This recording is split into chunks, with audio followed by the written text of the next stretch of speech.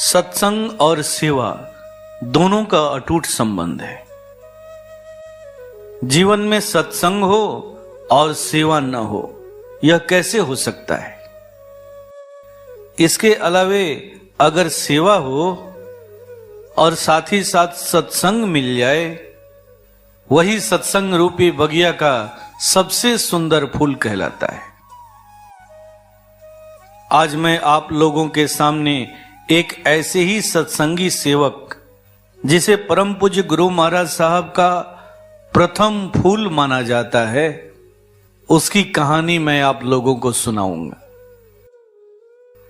मैंने भी परम पूज्य के उस प्रथम फूल को देखा है, बड़ी करीब से देखा है कि वो कैसे हरकत किया करता था, कैसे कभी ठुनकता था तो कभी रोता था तो कभी हंसता था। माना कि मैं उन दिनों काफी छोटा था, मुझे उसके बारे में सब कुछ याद नहीं है, लेकिन जब मैंने होश संभाला तो उस भक्त को मुझे अपने पास रखने का कुछ दिन के लिए मौका भी मिला था। मुझे उसे अपने साथ रखने का मौका कैसे मिला था, इसकी चर्चा मैं बाद में करूंगा, अंत में करूंगा। आइए पहले चलते हैं पूज्य गुरुदेव के प्रथम फूल की तरफ, उसके कहानी की तरफ। बात उन दिनों की है जब पूज्य गुरुदेव अपने पैतृक संपत्ति के देखभाल के लिए सुजानपुर रहा करते थे। सन 1976 में उन्होंने सत्संग कराने का निर्णय लिया। मेरी उम्र भी उस समय लगभग 7 बरस की रही होगी। 1969 दिसंबर का मेरा जन्म है। उस सत्संग का सारा दृश्य तो मुझे याद नहीं है, लेकिन मुख्य चीजें मुझे याद आती हैं। कुछ वो यादें भी हैं जो घर में पूज्य गुरुदेव किया करते थे। मैं पूज्य गुरुदेव के बताए अनुसार ही उसकी कहानी आपको सुना रहा हूं। पूज्य गुरुदेव ने जब सत्संग कराने का निर्णय ले लिया तो सत्संग स्थल का चुनाव दिनारा हाई स्कूल के रूप में किया गया। यह स्थान सुजानपुर से 10 किलोमीटर की दूरी पर नेशनल हाईवे पर पड़ता है। उन दिनों सुजानपुर के बगल के ही एक गांव के मास्टर वहां पर रहा करते थे। उनका नाम था सुमन जी। उनके माध्यम से ही स्कूल बड़ी आसानी से मिल गया था। जिस दिन सत्संग होना था, उस दिन सुबह सुबह पूज्य गुरुदेव ने सत्संगी भाइयों के लिए खाने पीने का जो राशन है, उसे एक ट्रैक्टर पर लाद करके दिनारा स्कूल पर पहुंच गए और उन सभी सामान को एक कमरे में रख दिया गया। उन दिनों रास्ता भी अच्छा नहीं था, कच्ची सड़क थी। साधन के रूप में सभी के पास बैलगाड़ी ही हुआ करती थी। बहुत कम लोग ऐसे थे, गिने चुने ऐसे लोग थे जिनके पास अपना ट्रैक्टर था। इस तरह से ट्रैक्टर के माध्यम से सारा सामान दिनारा स्कूल में भिजवा दिया गया। सत्संग कराने के लिए जो गुरुजी आ रहे थे, उनके द्वारा खबर भिजवाया गया कि वो पहले सुजानपुर जाना चाहेंगे, दिन का खाना वहीं खाएंगे, फिर संध्या को वो सत्संग स्थल पर आएंगे। अब सारा प्रोग्राम उल्टा हो गया। सत्संग स्थल सुजानपुर से 10 किलोमीटर की दूरी पर है। पहले से कोई सत्संगी नहीं है। ऐसे में 2 4 10 जो आदमी जन हैं, घर के बच्चे हैं, उन्हीं के बल पर पूज्य गुरुदेव ने सत्संग का आयोजन करने का निर्णय लिया था। जब पूज्य गुरुदेव ने सुना कि गुरुजी पहले सुजानपुर ही आना चाहते हैं, अब पूज्य गुरुदेव परेशान हो गए। लेकिन गुरु का आदेश था, मानना जरूरी था। इस तरह से जो सत्संग कराने के लिए गुरुजी आ रहे थे, उनका आगमन सुजानपुर में हुआ। जब सुजानपुर में उनका आगमन हो गया तो प्रोग्राम बना कि क्यों नहीं एक छोटा सा सत्संग भी कर लिया जाए। सारे गांव में खबर भिजवा दिया गया। लगभग 10 से 11 बजे के आसपास सत्संग हुआ। फिर गुरुजी खाना वगैरह खाए और वहीं विश्राम करने लगे। इस तरह से पूरा दोपहर गांव पर ही बीत गया। दिनारा जब सभी लोग पहुंचे तो संध्या 4 बज गया था। दिनारा स्कूल पर अभी तक टेंट पंडाल भी खड़ा नहीं हुआ था। ऐसा देख करके पूज्य गुरुदेव और परेशान हो गए। घर से आए जितने भी बच्चे थे, आदमी जन थे, वो बड़ी तेजी के साथ अपने अपने काम में लग गए। इधर पूज्य गुरुदेव भी कोयला लेने के लिए दिनारा बाजार में आ गए। अभी वो कोयला खरीद ही रहे थे कि एक पतला दुबला लुंगी और गंजी पहने हुए एक व्यक्ति आता है। कहता है कि मुझे भी कुछ काम दीजिए। पूज्य गुरुदेव उसे देख करके बड़ा ही खुश हुए। उस समय वो इतना खुश थे कि अपनी खुशी को व्यक्त भी नहीं कर पा रहे थे। आदमी जन की कमी तो थी ही, ऊपर से काफी देर भी हो चुकी थी। पूज्य गुरुदेव ने उसका परिचय जानना चाहा, लेकिन वो जल्दी जल्दी में परिचय पूछ भी नहीं पाए। बाद में पता चला कि वह वहीं के कैथहर गांव का निवासी था, जो माताजी के गांव के बगल में ही पड़ता है। जाति से नोनिया समाज का था, जिसे हमारे यहां चौधरी कहा जाता है।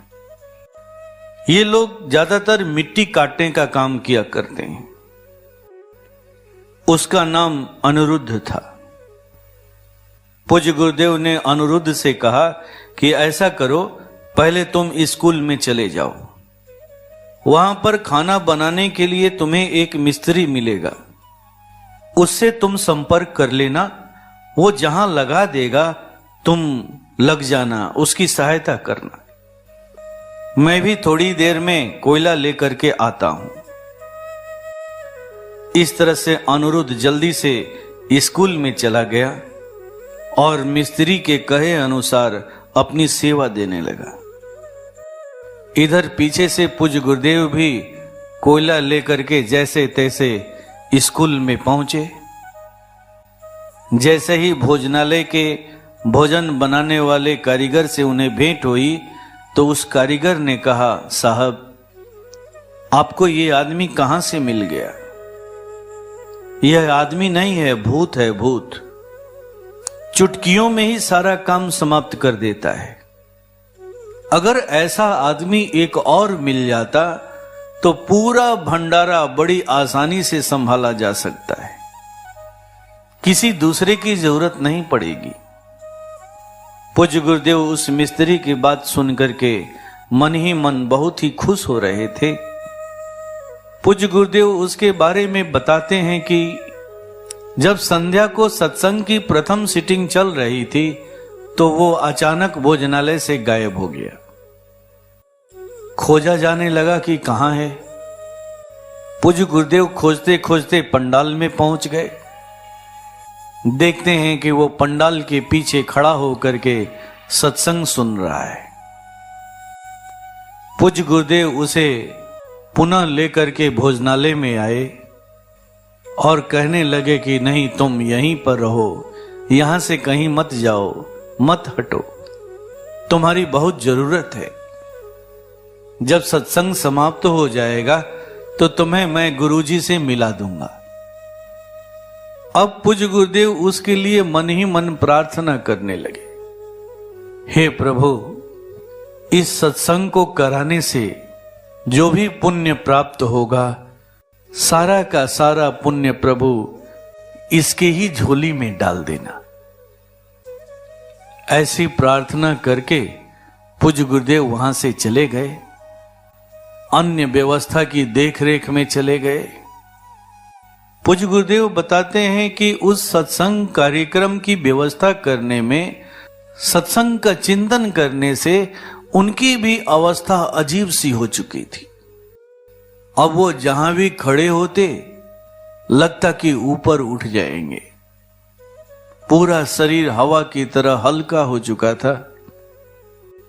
बीच बीच में कभी कभी वो खड़ा होकर के इसका आनंद भी लेते, फिर सोचते कि नहीं नहीं, अगर आनंद लेने लगेंगे तो सारा काम कौन देखेगा। सत्संग खत्म होने के बाद आराम से घर जाकर के इसका आनंद लूंगा। इस तरह से पूज्य गुरुदेव अपने बारे में बताते हैं कि जहां भी उन्हें ऐसा लगता यहां आदमी की कमी है, सेवा में कमी हो रही है, वो स्वयं भी लग जाते।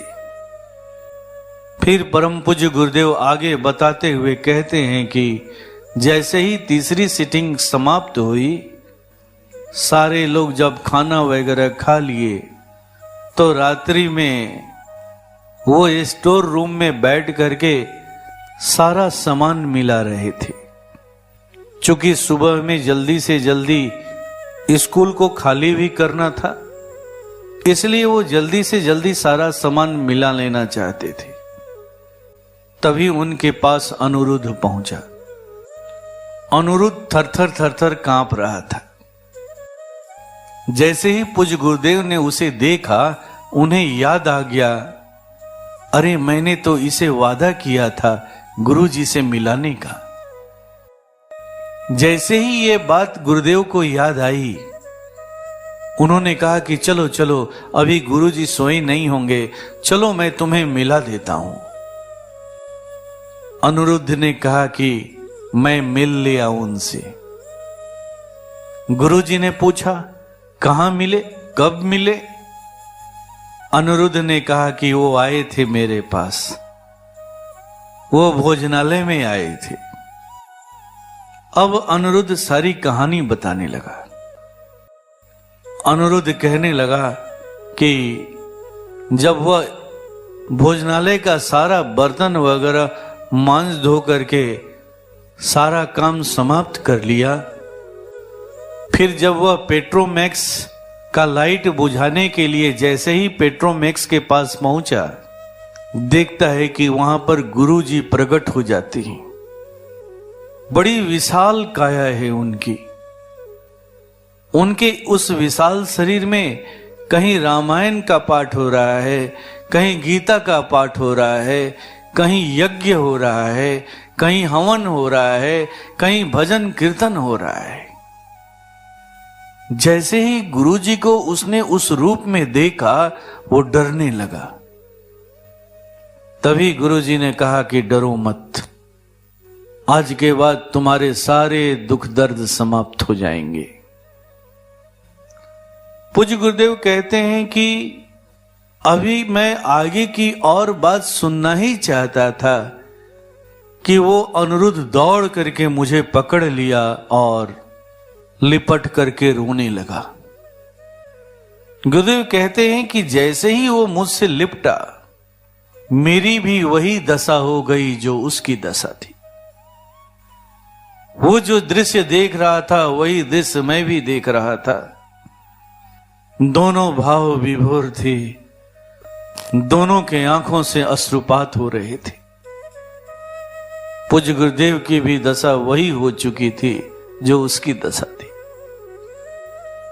जब सत्संग समाप्त हो गया, सुबह का समय था, गुरुजी के जाने का समय आया, गुरुजी की विदाई हो रही थी।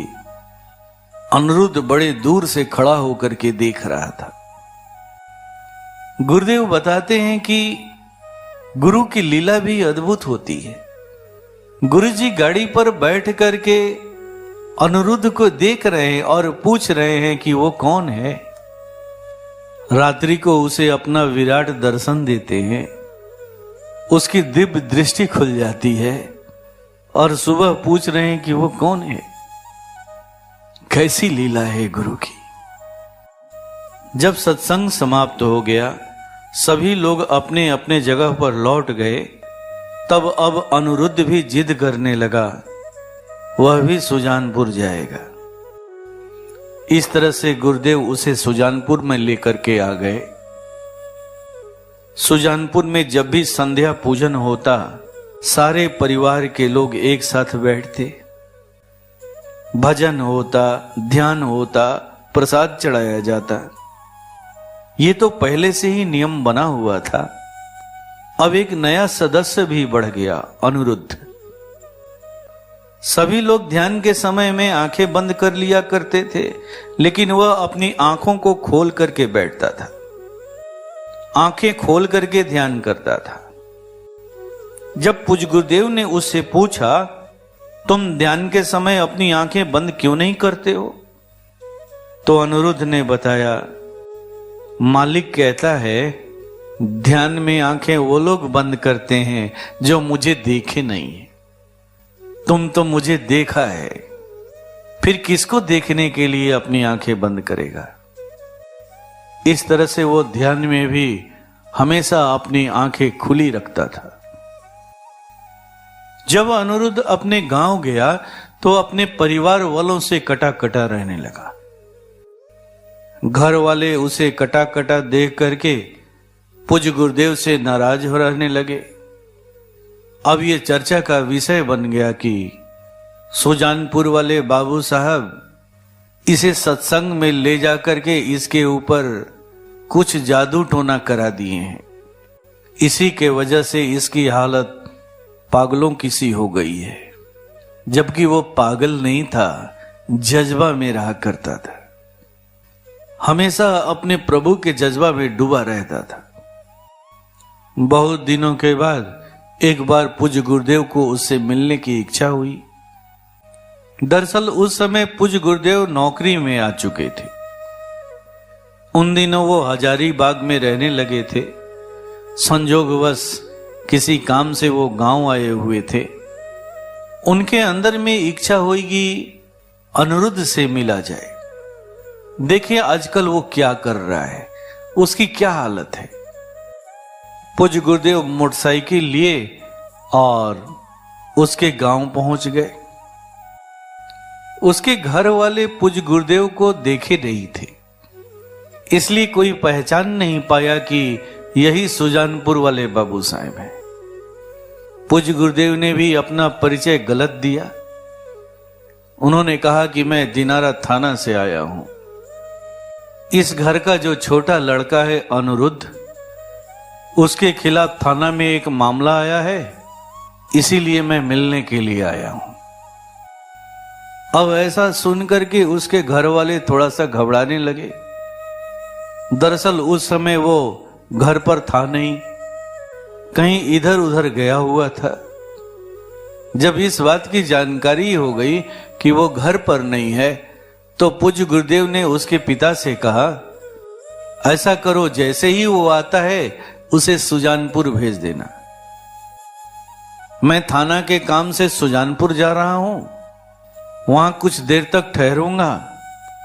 कहना कि वो नंदकिशोर सिंह के यहां आकर के मुझसे मिल लेगा।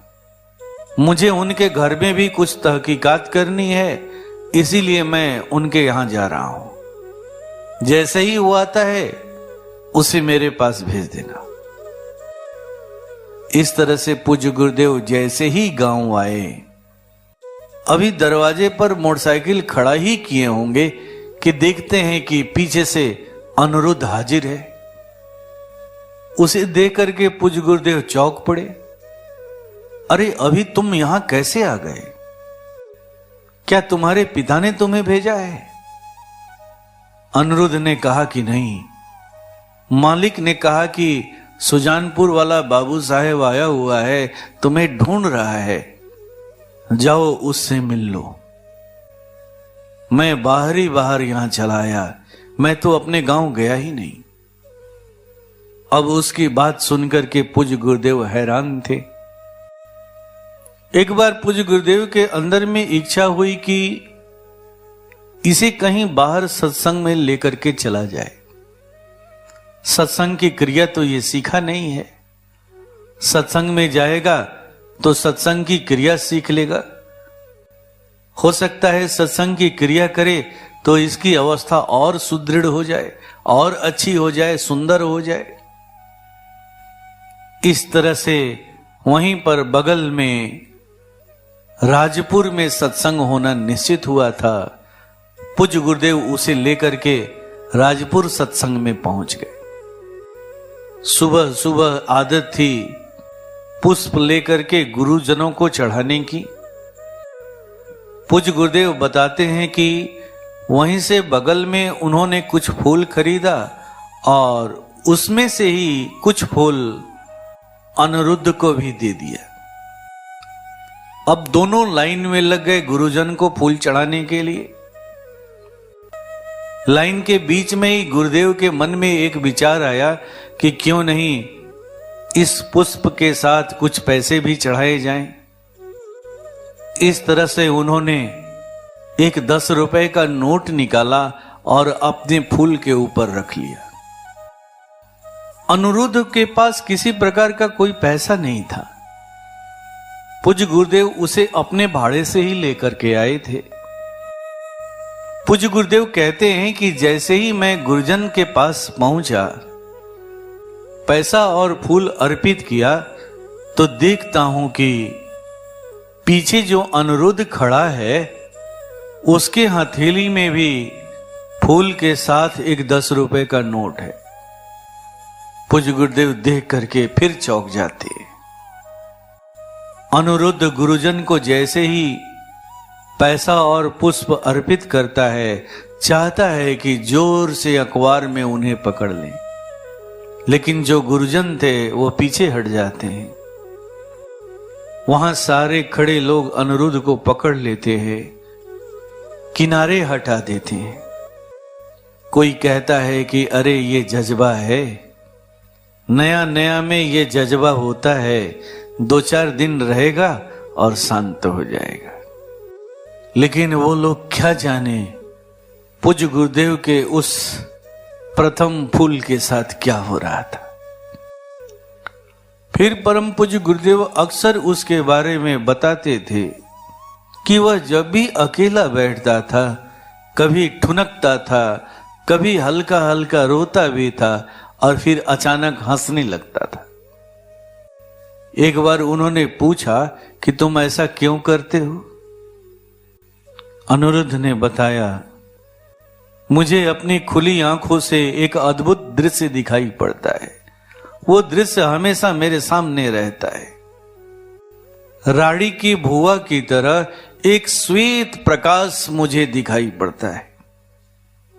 धरती से आकाश तक चारों तरफ श्वेत प्रकाश फैला हुआ है। कभी कभी बीच में ये प्रकाश हट जाता है और जैसे ही हटता है मैं रोने लगता हूं, ठुनकने लगता हूं। जैसे ही रोता हूं, ठुनकता हूं, वो प्रकाश सामने आ जाता है। जैसे ही प्रकाश सामने आता है, शरीर में गुदगुदी होने लगती है, आनंद मिलने लगता है कि खिलखिला के हंस पड़ूं। गुरुदेव कहते हैं कि जब भी मैं उससे बातें करता, तब कुछ नया चीज मिलता। हर बार वो अचंभित कर देता। यह है पूज्य गुरुदेव के प्रथम फूल की कहानी।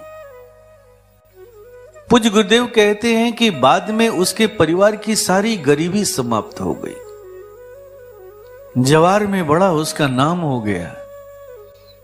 अपने खेत तो थे नहीं, वो दूसरे के खेत को लेकर के खेती किया करता था, लेकिन उसके खेत की फसल इतनी अच्छी होती थी कि देख करके लोग पहचान लेते थे कि ये अनिरुद्ध का खेत है, उसके द्वारा ये खेती हुई है।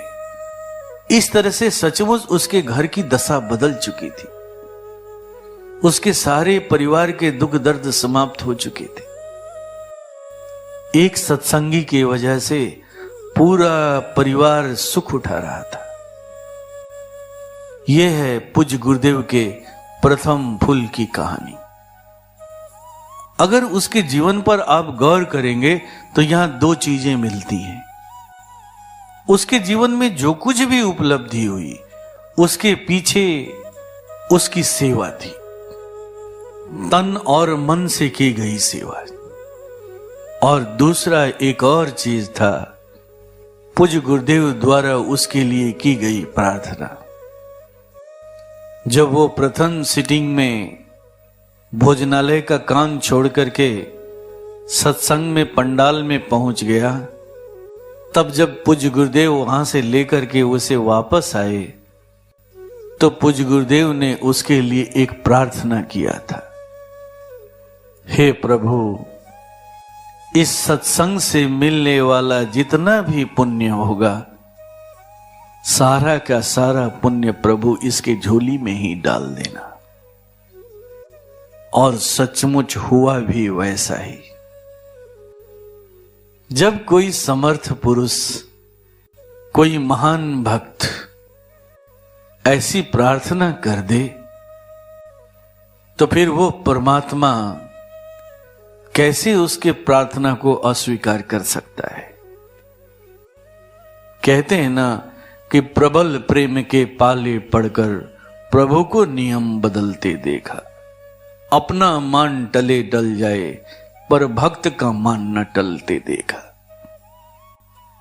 पूज्य गुरुदेव द्वारा की गई प्रार्थना परमात्मा ने सुन ली और उसका जीवन धन्य हो गया। वह उस अवस्था को प्राप्त कर गया जिस अवस्था को प्राप्त करने के लिए बड़े बड़े संत महात्मा ऋषि मुनि तपस्वी तड़पते हैं, बिलखते हैं, रोते हैं, अथक परिश्रम करते हैं, तब भी वो अवस्था जल्दी प्राप्त नहीं हो पाती है। संयोग से मुझे भी उस दिव्य आत्मा का सेवा करने का मौका मिला है। जिन दिनों मैं भी अपने गांव के पैतृक संपत्ति के देखभाल के लिए गांव रहा करता था, उन दिनों पूज्य गुरुदेव ने एक समय मुझे आदेश दिया था, जाओ अनिरुद्ध के बारे में पता करो, कहां रहता है, उसे लेकर के गांव चले आओ, अपने पास रखो और उसकी सेवा करो। अगर तुम उसकी सेवा करोगे तो तुम्हारा भी उद्धार हो जाएगा। इस तरह से मुझे भी उस अनिरुद्ध को अपने पास गांव पर ले आकर के 2 महीने तक उसकी सेवा करने का मौका मिला।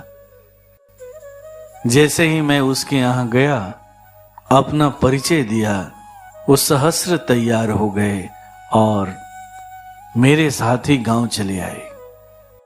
2 महीने तक हम लोगों के साथ रहे। नित्य हम लोग एक साथ नित्य की पूजा में बैठते भी थे। लेकिन बीच में कुछ ऐसा हुआ, उसके बच्चे जो अब बड़े हो चुके थे, सियाने हो चुके थे, शादी विवाह हो चुकी थी, वो इसके लिए तैयार नहीं थे कि वो अपना घर छोड़कर के कहीं दूसरे जगह रहें। वो मेरे पास गांव पर आकर के दबाव बनाने लगे। जब मैंने पूज्य गुरुदेव से पूछा तो पूज्य गुरुदेव ने कहा कि ठीक है, अगर वो ले जाना चाहते हैं तो ले जाने दो। इस तरह से मैंने उन्हें अपने घर जाने की इजाजत दे दी। वो अपने बच्चों के कहने से घर जाने के लिए तैयार नहीं थे, लेकिन जब मैंने इजाजत दी तो वो तैयार हो गए। और फिर बाद में पता चला कि 2-4 महीने शेष रहे होंगे, वो महानिर्वाण को प्राप्त हो गए। ये थे पूज्य गुरुदेव के प्रथम फूल। ओम शांति।